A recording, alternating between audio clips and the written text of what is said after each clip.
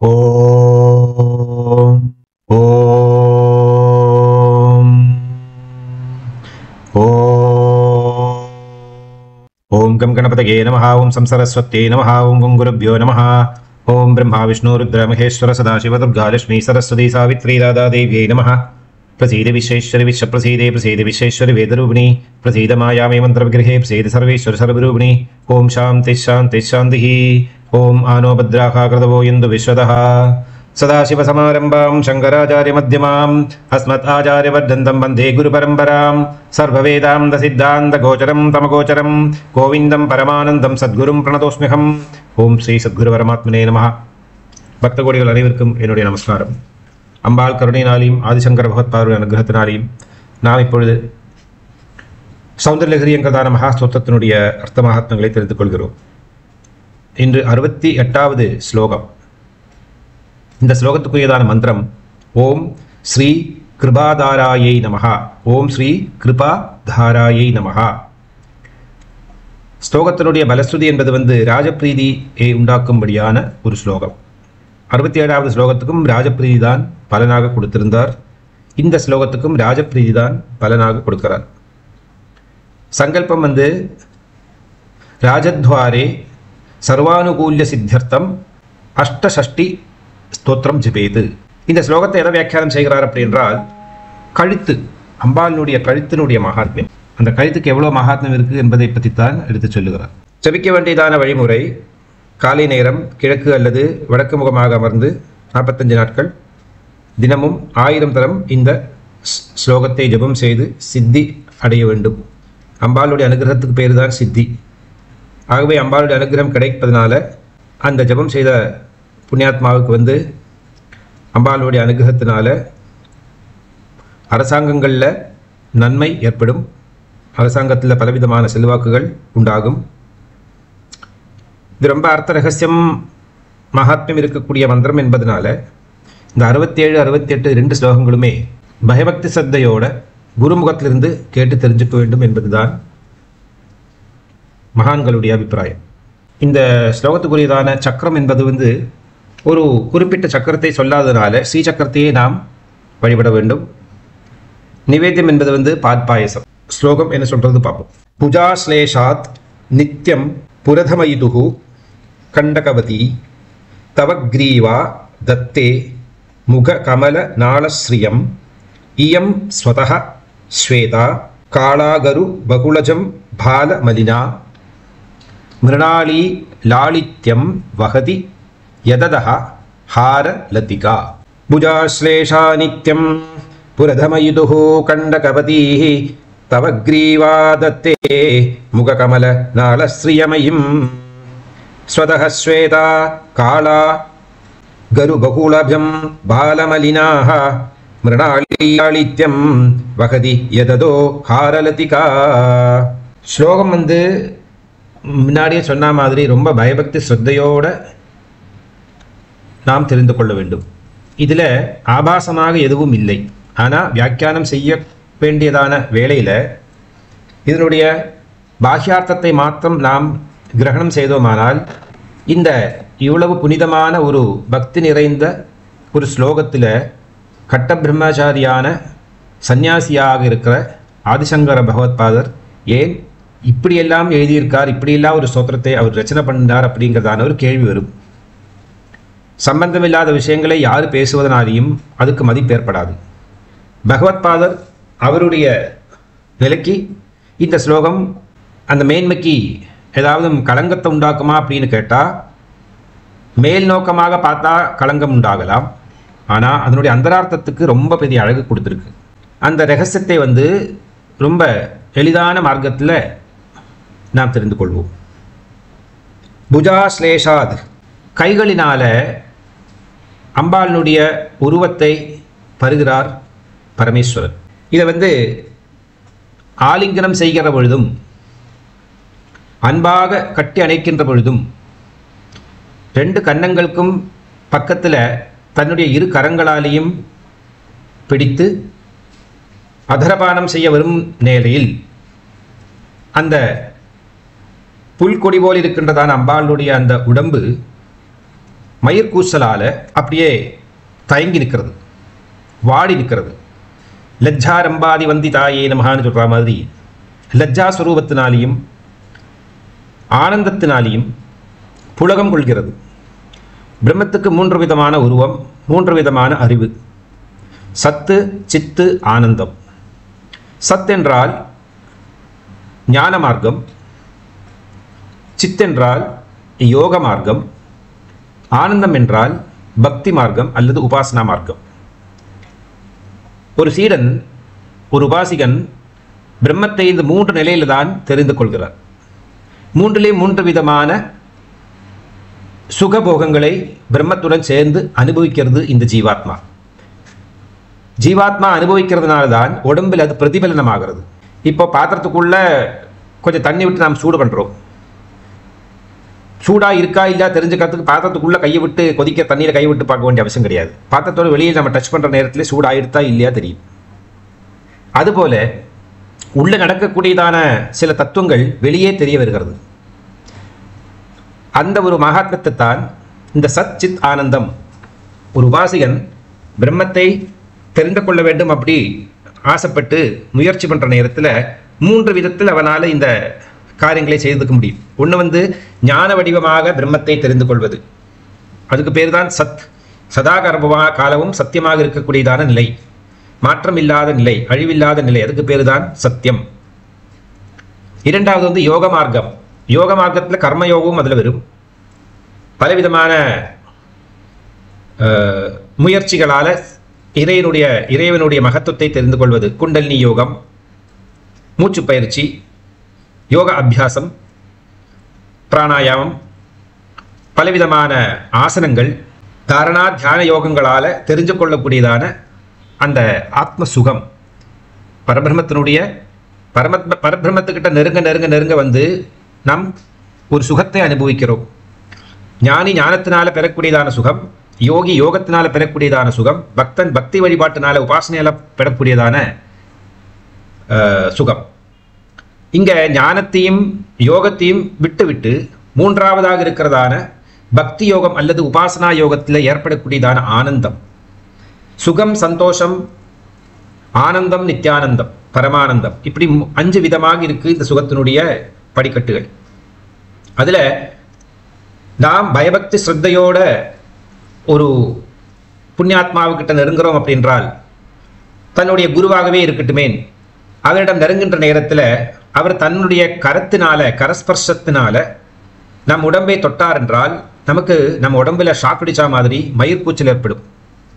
பெரிய எனர்ஜி சின்ன எனர்ஜியை தாக்குன்ற பொழுது சின்ன எனர்ஜி என்பது விரையலோட விழுத்து நிற்கும். அப்படியே ஷாக் அடிக்கிறதுடைய உத்தேசமே அதுதான். பெரிய எனர்ஜி தான் கரண்டு, மின்சாரம்.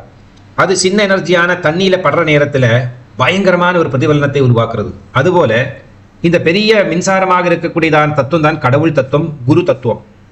அது நம்மளுடைய சின்ன உடம்பில் படுற நேரத்தில் நமக்கு அப்படியே விரையல் ஏற்படுகிறது, மயிர்கூச்சல் ஏற்படுகிறது, சொல்ல தெரியாத ஒரு ஆனந்த நிலையிலே நம்மளை கொண்டு சேர்க்கிறது. பக்தியில் இதுதான் நடக்கிறது. ஒவ்வொரு பக்தர்களும் இறைவன் முன்னாடி கைகட்டி வாய்மொத்தி, இறைவா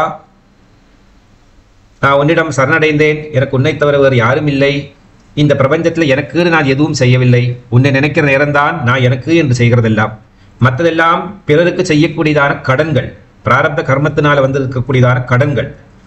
அது யாருக்காக இருந்தாலும் பரவாயில்லை, பெற்றோர்களானாலும், மனைவி மக்களுக்கானாலும், கணவன் மனைவிக்கானாலும், அவர்களுடைய குடும்பத்தை சேர்ந்தவர்க்கானாலும், பந்துமித்ராதிகளுக்காக ஆனாலும், அத்தனை பேருக்காகவும் தான் நாம் உழைத்து நம் வாழ்க்கையை நாம் கெடுத்துக் கொள்கிறோம். தனக்கு என்று எது என்றால், பக்தி பரவசத்தினால தங்களுடைய கண்களிலிருந்து 2 சொட்டு தண்ணி ஆனந்த கண்ணீர் விழுமானால், அந்த உமாமகேஸ்வரனுடைய திருநாமத்தை சொல்கின்ற நேரத்தில் யாருக்கு நெஞ்சடைச்சு வார்த்தை தடுமாறி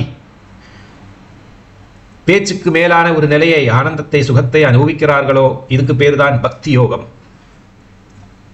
அந்த யோகத்தை அனுபவிக்க பல கோடி ஜென்மங்கள் நாம் புண்ணியம் செய்திருக்க வேண்டும். பெரிய பெரிய யோகிகளால் கூட அடைய முடியாத ஒரு சுகம்தான் இந்த ஆனந்த மார்க்கத்தை அது வழியாக நாம் அனுபவிக்கக்கூடியதான ஒரு சுகம் என்பது. ஆகவே சக்தி இங்க ஒரு பக்தையாக, பரமேஸ்வரனுடைய ஒரு உத்தம பக்தையாக, பதி என்கிறதான இறைவனுக்கு பத்னி என்கிறதான ஒரு பக்தையாகத்தான் ஆதிசங்கர பகவத்பாதருக்கு மகா கைலாசத்தில் பார்வதி பரமேஸ்வரனை பார்க்க முடிஞ்சது. அவர் அந்த மாதிரி நிலையில் தான் பார்க்கவும் செய்வார். என்ன, அவர் வந்து சன்னியாசி கட்ட பிரம்மச்சாரி, காமதேவனை ஜெயித்ததான பரமேஸ்வரனுடைய திரு அவதாரமூர்த்தி. அவர் ஒருபொழுதும் வேறொரு விதமாக சிந்தனை அவருக்கு வராது. இந்த ரகசியத்தை நாம் தெரிந்து கொள்ள வேண்டும் இங்க. ஆகவே ரொம்ப ஆசைப்பட்டா அம்பாள், பரமேஸ்வரன் தன்னை வந்து கட்டி அணைத்துக் கொள்வார்களா, தனக்கு முத்தமிடுவாரா, தன்னுடைய தபஸையும் தன்னுடைய பக்தியையும் பாராட்டுவாரா அப்படின்னு ஏங்கி நிற்கிற பொழுது பரமேஸ்வரன் வந்து அம்பாளினுடைய அந்த இரு கன்னத்துக்கும் பக்கத்தில் சுபுகு குருவிந்த மணிஸ்ரேணி கனற்கோடீரமண்டிதாயேனமான வரிசையா சொல்லின்னு வருதுமான் லலிதா சஹஸ்ரநாமத்தில். அந்த சுபுகத்தை வந்து ஸ்பர்சனம் பண்ணி அதரபானம் செய்வதற்காக வரார். அப்படி தொட்ட பொழுது அம்பாளுடைய உடம்பு வந்து பூர்ணமாகவே மயிர்பூச்சலாகும். ஆனால் இவருக்கு பகவத்பாத பக்கத்தில் உட்கார்ந்து பார்க்குற நேரத்தில் அம்பாளுடைய திருமுகத்தை பார்க்குறார். அதற்கு கீழே இருக்கிறது வந்து கழுத்து. அந்த பாகத்தில் தான் இவருடைய பார்வை செல்லுகிறது. ஏன்னா அங்கதான் எந்த விதமான ஒரு துணியினாலே ஒன்றும் மறைக்கப்படாத ஒரு இடமாக இருந்தது. புஜாஸ்ரேஷாத் நித்தியம் பூரதமயுதுகு, சர்வ காலங்களிலேயும் அந்த காமேஸ்வரனான பரமேஸ்வரன் சதாசிவன் அம்பாளுடைய இந்த உடம்பை தொடுகின்ற நேரத்தில் கண்டகவதி ரோமாஞ்சம் அப்படிங்கிறதான மயிர்கூச்சல் ஏற்பட்டதாக தவக்ரீவாதத்தே, கிரீவம் அப்படின்னா கழுத்து, சுக்ரீவன் கேள்விப்பட்டிருப்போம், நல்ல அழகுடையவன் அல்லது சூரியனுடைய அனுகிரகத்தினால பெற்ற கழுத்து இருக்கக்கூடியவன், ஜீவன் பெற்றவன் அப்படிங்கிறதான அர்த்தம். ஆகவே சுக்ரீவன் என்றதான பெயர். ராமருக்கும் நல்ல கழுத்து இருக்கிறதாக சொல்லப்படுகிறார். அழகான கழுத்து, நீண்டு நிற்கக்கூடியதான கழுத்து ஒரு உத்தம புண்ணியாத்மாவனுடைய உடம்பை பற்றி பேசுகிறது. அப்படி அழகுக்கு அழகாக இருக்கிறதான இந்த கழுத்து, அது என்னாச்சு அப்படின்னா அந்த கழுத்தில் காண முடியாத அளவுக்கு சின்ன ரோமங்களால் மூடப்பட்டது இந்த கழுத்து. அந்த ரோமங்கள் எல்லாம் அப்படியே மயிர்கூச்சலாகி அப்படி ஏந்து நிற்கிறது. அதை ஒரு உவமையாக பார்க்கிறார். அது எப்படி இருந்தது அப்படிங்கிறத பற்றி அவர் நினைச்சு பார்க்கிறார் பகவத்பாதர். முககமல நாளஸ்ரீயம், உன்னுடைய கமலம் என்கிறதான முகம், அதாவது உன்னுடைய வதனம், உன்னுடைய முகம் என்பது வந்து தாமரை பூ போன்றது. எப்பேற்பட்டதான தாமரை பூ தெரியுமா? அது சந்திரன் போன்றதான பிரகாசிக்கின்ற தாமரை பூ. இயம் ஸ்வதஹா ஸ்வேதா, இது என்ன ஆகுது அப்படின்னா அந்த வெண்தாமரை போன்றதான பிரகாசமாக இருக்கிறது அப்படிங்கிறார். ஸ்வதஹா ஸ்வேதா, ஸ்வேதா அப்படின்னா வெண்மை. காளகரு பகுலஜம் பாலமலினாகா, அது என்ன ஆகுது அப்படின்னா உன்னுடைய முகமாகிய தாமரை பூவின் தண்டு போல காட்சி அளிக்கிறது உன்னுடைய கழுத்து என்பது. அதை தவிர அந்த கழுத்தில் அணிந்திருக்கக்கூடியதான, அந்த கழுத்துக்கு கீழே அணிந்துள்ளதான முத்துமாலை, அதனுடைய மகத்தை எடுத்து சொல்றார். இது ரெண்டும் சேர்ந்து எப்படி இருக்கு அப்படின்னா அகருக்கட்டையின் சந்தனத்தால் பூசப்பட்டு இருக்கக்கூடியதான ரொம்ப அழகான வடிவத்தில் தோன்றப்படக்கூடியதான தாமரை கொடி போல் காணப்படுகிறது உன்னுடைய இந்த கழுத்து என்பது அப்படிங்கிறதான அர்த்தத்தை கொண்டு வராருங்க. தாமரைத்தண்டில் வந்து ரெண்டு முக்கியமான தத்துவங்கள். ஒன்று வந்து மண் பூசப்பட்டிருக்கிறதுல, ஏன்னா அது வந்து எப்பவுமே சளியில் தான் வந்து தாமரை வளர்ந்து பெருசாகி பூக்கும். அப்போ அந்த தண்டில் பூராவும் கொஞ்சம் அழுக்கப்பட்ட மாதிரி இருக்கும். அந்த அழுக்கப்பட்டது எப்படின்னா சந்தன குழம்புனால அதை பூசி வச்சா மாதிரி இருக்குது உன்னுடைய கழுத்து. கழுத்தில் சந்தனம் பூசுறது வழக்கம் உண்டு. இன்றைக்கி திருமணங்களில் நிறங்குகளில் பார்த்தோம்னா அந்த பழக்க வழக்கங்கள் உண்டு. கழுத்தினுடைய ரெண்டு புறத்திலையும் சந்தனம் பூசுவார்கள். நான் கூட அம்பாளுக்கு உபாசனம் செய்கிற நேரத்தில், தியான யோகாதிகள் நேரத்தில் வந்து சந்தனத்தால் நிறைய உடம்பு பூரா பூசி கொடுப்பேன். அது ஒரு பகு சுகம், பகு ரசம், ஆனந்தமயமான ஒரு விஷயம். அது சந்தன திரவதிக்தாங்கி சாம்பேய குசுமப்பிரியாயை நமஹா. அந்த மாதிரி நிலங்கு நாம் போட்டு கொடுக்கறதாவது ஒரு வழக்கம். அது மனத்துக்காகவும் குணத்துக்காகவும் உண்டு. மிருணாலி லாலித்யம் பகதிகி, அந்த தாமரத்தண்டினுடைய அழகு உன்னுடைய சௌபாகியத்தை சொல்லுகிறது. அந்த கழுத்து பண்ணிட்டதான புண்ணியம், அந்த கழுத்து பண்ணிட்டதான பாக்கியம் சின்னதா கிடையவே கிடையாது. காரணம், பரமேஸ்வரனால அம்பாளுடைய திருமணத்தன்று கட்டப்பட்டதான மங்கல்ய சூத்திரம் அணிந்து கொள்ளக்கூடியதான கழுத்து. எவ்வளவு பெரிய பாக்கியம் பண்ணின கழுத்தது. இந்த கழுத்து தான் தலை குனிந்து பகவானிடமிருந்து பெறக்கூடியதான மாலையை, திருமண மாலையை வாங்கி கொண்டது. இதே கழுத்து தான் ஏகவல்லி அப்படிங்கிறதான முக்தாகாரத்தை அணிந்து கொள்கிறது. இதே கழுத்து தான் மங்கல்ய சூத்திரத்தை அணிந்து கொள்கிறது. இப்பேற்பட்ட சொல்லி தீர்க்க முடியாத அளவுக்கு மகாத்மியம் இருக்கக்கூடியது அந்த அம்பாளுடைய இந்த கழுத்து. யததா ஹாரலதிகா இந்த கழுத்தினுடைய அதோபாகத்தில் முத்து மாலை, அழகான வெண்முத்து மாலை அப்படி ஜொலிக்கிறது அதுக்குள்ள. அப்போ என்ன ஆகுறது அப்படின்னா, இந்த தாமரத்தண்டு போல் இருக்கக்கூடியதான கழுத்தில் ரோமாஞ்சத்தினால அந்த தாமரத்தண்டில் பார்த்தா உங்களுக்கு கவனமாக பார்க்க முடியும், இல்லை சின்ன சின்ன சின்ன சின்ன முள்ளு முள்ளு முள்ளாட்டமாக இருக்கும். ரோசாப்பூ அளவு கிடையாது, ரொம்ப மினுசமாக இருக்கும் செய்யும், ஆனால் நீளமாக இருக்கும் அந்த தாமரத்தண்டு. அது நிறைய இந்த மாதிரி சின்ன சின்ன பொட்டு பொட்டு பொட்டு பொட்டு ஆட்டமாக இருக்கிற ஒரு சின்ன கோன், ஊசி ஆட்டமாக இருக்கக்கூடியதான முனை அந்த பார்க்க முடிகிறது. பகவத்பாதருடைய மைண்ட் உடனடியாகவே எங்கே போகிறது அப்படின்னா, இந்த அம்பாளுடைய இந்த கழுத்தை பார்த்ததும் அவருக்கு வேறு எந்த விசாரமும் வரலை. இம்மீடியட்டாக அவருக்கு போனது என்ன அப்படின்னா, வெண்மையாக பிரகாசிக்கக்கூடியதான தாமரத்தண்டினுடைய மேலே சந்திரனை போன்று பிரகாசிக்கின்றதான அம்பாளுடைய இந்த திருமுகம், அந்த தாமரத்தண்டு இருக்கக்கூடியதான முள்ளு அல்லது அதில் வந்து இருக்கிற அந்த ப்ரொட்ரூடிங்காக இருக்கக்கூடியதான அந்த முனை என்னதாக தெரிகிறது அப்படின்னா, அம்பாளுடைய இந்த கழுத்து இருக்கக்கூடியதான சின்ன அந்த மயிர் படலங்கள் ரோமாஞ்சத்தினால எழுந்து நிற்கிறது. அவர் உடனடியாகவே அந்த பாவனையில் போய் அம்பாள் தன்னையும் மறந்திருக்கக்கூடியதான ஒரு நிலையில் இருக்காள் அப்படிங்கிறதான அந்த போதையை அவர் உணர்கிறார். அப்பேற்பட்டதான பராசக்திக்கு என்னுடைய நமஸ்காரம் அப்படிங்கிற தத்துவத்தை தான் எடுத்து சொல்லுகிறார். உபரிபாகத்தில் வந்து கமலம், அதோபாகத்தில் வந்து முத்துமாலை. அதாவது அதோபாகத்தில் முத்துமாலை என்றால் சந்திரன், உபரிபாகத்தில் இருக்கக்கூடியதான கமலம் என்பது வந்து சூரியன். அந்த சந்திரனுக்கும் சூரியனுக்கும் நடுவே இருக்கக்கூடியது வந்து இந்த தாமர தண்டு போல இருக்கிறதான அம்பாளுடைய இந்த கழுத்து. இதில் இருக்கிறதா ரகசியம் என்ன அப்படின்னா, விசுத்தி சக்கரம் என்பது வந்து கழுத்துக்கு கீழ்ப்பாக இருக்கிறது. தொண்டைக்குழிக்கு பக்கத்தில் தான் விசுத்தி சக்கரம் இருக்கிறது. 16 தலங்கள் இருக்கக்கூடியதானது சக்கரம், விசுத்தி சக்கரம். சந்திரனுடைய கலை என்பது வந்து 16 கலைகள். 15 கலைகள் தான் இந்த பூமியில நமக்கு அனுபவிக்க யோகம். அமாவாசையில் முடியும் அல்லது வந்து பௌர்ணமியில் முடியும். இன்னொரு மறைமுகமாக இருக்கிறதா ரகசியமான கலை இருக்கிறதுனா 16வது கலை என்பது பரமேஸ்வரனுக்கு மட்டுமே இருக்கக்கூடியது. அவருடைய கண்களுக்கு மட்டுமே திருஷ்யமாகக்கூடியதான, சக்தியினுடைய கண்களுக்கு மட்டுமே திருஷ்யமாகக்கூடியதான ஒரு மறைமுகமாக இருக்கிறதான கலை அது. 16 கலை, கலைகள் 16 அப்படின்னு எல்லாருக்குமே பஞ்சதசாட்சரி மந்திரத்தை தான் சோடசாட்சரி அப்படின்னு உபதேசம் செய்கிறார்கள். அது ஒரு மாத்திரை ஆடு பண்ற நேரத்தை அது சோடசாட்சரி ஆகிறது. அந்த ரகசியம் அதுதான்.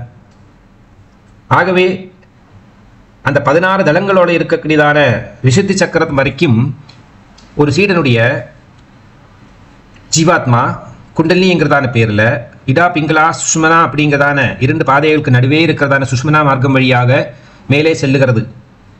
சென்று சென்று இந்த விசுத்தி சக்கரம் அடைந்த பிறகு விசுத்தி சக்கரத்திலிருந்து ஆத்மேய சக்கரம் வரைக்கும் செல்ல வேண்டியதான பாதை இருக்குது. விசுத்தி சக்கரம் அடைந்ததுமே அண்ட சராசரங்களையும் புவனங்களையும் பரிசுத்தமான நிலையிலே பார்க்கக்கூடியதான ஒரு தகுதி, சக்தி, ஆற்றல் இந்த ஜீவனுக்கு ஏற்படுகிறது. அதன் பிறகு மனச்சக்கரம் என்கிறதான சர்வானந்தமய சக்கரமான ஆத்மா சக்கரம், மனோதத்துவம் நிறைந்தது இது. இதுக்கு நடுவே தான் கழுத்து இருக்கு. அப்போ இந்த கழுத்து வரைக்கும் சென்றதான இந்த ஆத்மா, ஜீவாத்மா படிப்படியாக மேலே ஏறி மனோசக்கரம் கடந்து சகசாரபத்தில் இருக்கக்கூடியதான பரமேஸ்வரனை அடைய வேண்டும். ஆனால் பரமேஸ்வரனை அடைவதற்கு அந்த முயற்சி பண்ணுற நேரத்தில் இந்த விசுத்தி சக்கரத்திலேருந்து தாண்டி ஆத்மா சக்கரம் போகிறதுக்குள்ளேயே அந்த ஜீவாத்மா அல்லது அந்த சாதகனுக்கு என்ன ஆகும் அப்படின்னா, உடம்பு பூராவும் மயிர்கூச்சல் ஏற்படுகிறது. சும்மா ஒரு 500 வால்ட் ஷாக் அடித்தா மாதிரி உடம்பு அப்படியே ரோமம் பூராவும் என்ன பண்ணணும்னு தெரியாது. அப்படியே பரபிரம்மஸ்வரூபமான ஒரு நிலை, கண்கள் 2 மேலே சொருகின்னு போயிடும். பிரபஞ்சத்தை நாம் வந்து எப்பயோ இப்படி ஃப்ளோட் பண்ணுற மாதிரி, பஞ்சு காற்றுல பறக்கிற மாதிரி நம்ம பாட்டுக்கு அப்படியே ஒரு நிலை ஒரு ஏற்படுகிறது. ஒரு பரம ஆனந்தம்னா அப்படிப்பட்டதான ஒரு பரம ஆனந்த சுகம் இது. இதை அனுபவிச்சு தான் தெரிஞ்சுக்க வேண்டுமே தவிர சொல்லி தெரிவிக்க முடியாது. அந்த நிலையைத்தான் பகவத்பாதர் இங்கே யோக சாதனை வழியாக செய்யக்கூடியதான ஒரு பரம யோகிக்கு என்ன ஒரு சுகம் ஏற்படும் அப்படிங்கிறது காரணம். இங்கே பார்வதி அல்லது சக்தி என்பது வந்து சாதகனாகவும், சக்தி பெறக்கூடியதான அந்த சாதனை மார்க்கம் வழியாக சக்தி பெறக்கூடியதான அருள் என்பது இறைவனுடைய ஆலிங்கனம். இறைவனுடைய ஆலிங்கனம் என்பது இறைவனோட சாயுஜ்யமாகிறது. இறைவனோட ஒன்றாக கலக்கிறதுக்கு பேரு தான் ஆலிங்கனம். இங்கே சாதா பாஷையை நம் வாழ்வில் நம்ம ஒருத்தர் கட்டிப்பிடிக்கிறதல்ல இந்த ஆலிங்கனம். இங்கே இதுதான் ரொம்ப முக்கியம். அதுலேயும் இறைவன் கை கொடுத்து நம்மளை கூப்பிட வேண்டும், நாம் இறைவனிடம் கை கொடுக்கறத விட அல்லவா. இப்போ இந்த கஜேந்திர மோட்சம் அப்படிங்கிறதான ஒரு விவரணம் வந்து பாகவதத்தில் நாராயணத்துல எல்லாம் பார்க்கலாம். கஜேந்திரன் ரொம்ப முயற்சி பண்ணுறார். தன்னுடைய தும்பை கையால் தூக்கி என்னை காப்பாற்றுங்கோ நாராயணா நாராயணா நாராயணா அப்படின்னு. பகவான் கடைசியில் தன்னுடைய கரங்களை நீட்டி அந்த தாமரை பூவை வாங்கி கொண்டு அவனுடைய தும்பிக்கை பிடித்து அவனை மோட்சபாதையில் எடுத்து செல்லுகிறார். அதில் தான் இங்கே ரகசியம், அதில் தான் சௌபாகியம், அதில் தான் அழகு. நாம் ஒருவருக்கு சீடராகிறத விட ஒரு குரு நம்மளை சீடனாக எடுத்துக்கொள்வது தான் மகத்துவம். அதுவே போலவே சக்தி எல்லாருக்கும், அனைத்து ஜீவராசிகளுக்கும் சிவனை தேடி கண்டுபிடிச்சு நம்ம கையில் கொடுக்கக்கூடியது சக்தி தான். அப்பேற்பட்டதான சக்தி கூட தன்னை ஒரு பக்தனாக்கவும், தான் ஒரு பக்தைங்கிறதான ஒரு நிலைமையில, தான் ஒரு ஜீவராசிங்கிறதான நிலைமையில, தான் ஒரு மகா சாது அப்படிங்கிறதான நிலைமையில பரமேஸ்வரனை தியானம் செஞ்சு தவம் செய்கிறாள் தேவி. எப்பேற்பட்டதான மகா சாம்ராஜ்யசாலினியாக இருந்தாலும் பரமேஸ்வரி தன் கணவனான பதி அந்த பரமேஸ்வரனுக்கு தான் எப்பவும் அடிமையாகவே இருக்கிறேன், அவருடைய சொல்படிக்கு நான் இருக்கிறேன், அவர் சொல்லை கேட்பதுதான் எனக்கு பரமசிரஷ்டம் அப்படிங்கிறதான எண்ணத்தோடு இருக்கக்கூடியதான நித்திய சுமங்கலியான பரமேஸ்வரி மகா திரிபுர சுந்தரி. ஆகவே அந்த காமேஸ்வரனே தன் கை கொடுத்து அம்பாளை அழைத்து கொண்டார் அப்படி என்றால் மேலிருந்து தான் கை வரது. அதாவது சகசார பத்மத்திலிருந்து இறங்கி வந்து விசுத்தி சக்கரம் ஆனதுமே பரிசுத்தமாகிவிட்டது இந்த ஆத்மா. ஆகவே விசுத்தி சக்கரத்தை கடந்து மனோதத்துவ நிலையை வரத்துக்குள்ளேயே அம்பாளை வந்து மனதோட அந்த உடம்போடு சேர்ந்து ஆலிங்கம் செஞ்சு அழைத்து கொள்கிறார். இந்த ரகசியத்தை வந்து உபாசனா ரீதியில் நாம் குண்டலினி யோக தியானம் செய்கிற நேரத்தில் இந்த சுகத்தை அனுபவிக்கலாம். இன்றும் என்றும் ஒவ்வொருத்தருக்கும் இந்த சுகத்தை அனுபவிக்கிறதுக்குள்ளதான வாய்ப்புண்டு. முறைச்சு செய்ய வேண்டும் என்பது மட்டும்தான் இங்க நிபந்தனை. ஆகவே பகவத்பாதர் கைலாசத்தில் தங்கியிருந்து உமாமகேஸ்வரான காமேஸ்வரியான பராசக்தியின் சிவனுடைய இந்த லீலா வைபவங்களை பார்த்து மகிழ்கின்ற நேரத்தில் அவருக்கு இப்படி ஒரு நிகழ்ச்சி பார்க்க முடிந்தது. இது என்ன அப்படின்னா ரொம்ப ரகசியமானது. தெரிந்துக்க கூடாதவர்கள் தெரிய வேண்டியதான மார்க்கத்தில் தெரிந்துக்காமல் போனால் இந்த ஸ்லோகம் இந்த தெய்வீ தெய்வங்களை வந்து ரொம்ப கீழ்த்தரமாக பார்க்க வேண்டியதான ஒரு சூழ்நிலையை அவர்களுடைய மனசுக்குள்ளே உதயமாக்கிவிடும். அது இருக்கக்கூடாது என்பதனாலேயே மகான்கள் வந்து இந்த 67-68 ஸ்லோகத்தை வந்து ரொம்ப ரகசியமாக, ரொம்ப ஜாஸ்தி ஒன்றதை பற்றி தெரிஞ்சுக்க வேண்டாம், மேலால தெரிஞ்சுட்டா போறோம் அப்படிங்கிறதா லெவலில் எடுத்து செல்கிறார்கள். எல்லா பக்தர்களும் நான் வந்து இறைவனுடைய குழந்தை வடிவம் அப்படின்னு வந்த பிறகு அங்கே ஆபாசமான ரீதியில் நினைத்து பார்க்கறதுக்கு இடமே இல்லை. அதில் வந்து மற்ற ஒரு கெட்ட மார்க்கத்தை சிந்திக்கிறதுக்கு ஒரு சான்ஸே இல்லை. அதனால தான் நான் வந்து ரொம்ப தைரியமாக இந்த ஸ்லோகத்துக்கு வியாக்கியானம் செய்கிறேன். ஆகவே பகவத்பாதருடைய கிருபையினால அம்பாள் அனுபவித்ததான அந்த சுகத்தை நாம் ஒவ்வொருவரும் அனுபவிக்கிறோம். நாம் நம்மளுடைய உபாசனாமூர்த்தி நம்ம முன்னாடி வந்து நம்மளை கட்டி அணைத்து கொண்டாரானால் நமக்கு என்ன சுகம் ஏற்படுமோ, நம்ம உடம்புல எந்த மயிர்கூச்சல் ஏற்படுமோ, எப்பேற்பட்டதான ஆனந்த ஸ்ரோதஸ்தினால் நாம் மூழ்கி விடுவோமோ அந்த சுகத்தை தான் பகவத்பாதர் இங்கு எடுத்து சொல்லி பக்தஜனங்களிடம் இந்த ஸ்லோகத்தை ஜெபம் செய்ய விரும்புகிறார். ஆகவே சக்தியினுடைய பரிபூர்ணமான அனுகிரகத்துக்காகவும் எல்லா இடங்களிலும் செல்வாக்கு கிடைப்பதற்காகவும் எல்லாத்துக்கும் மேலான அம்பாளுடைய பரிபூர்ண அனுகிரகம் கிடைப்பதற்காகவும் இந்த ஸ்லோகத்தை ஜெபம் செய்து அம்பாளுடைய திருப்தி என்கிறதான அனுகிரகத்தை பெற்றுக்கொள்ள வேண்டும் என்பதுதான் பகவத்பாதருடைய உத்தேசம். புஜஸ்லேஷா நித்யம் புரதமயுதுஹு கண்டகவதீஹி தவ கிரீவாதத்தே முககமலநாளஸ்ரீயமியம் ஸ்வதஹ ஸ்வேதா காளா கருபகுலபுஜம் பாலமலினாஹ மிருணாலீலாளித்யம் வஹதி யததோஹாரலதிகா சர்வம் ஜெகதம்பார்ப்பணமஸ்து. ஹரி ஓம்.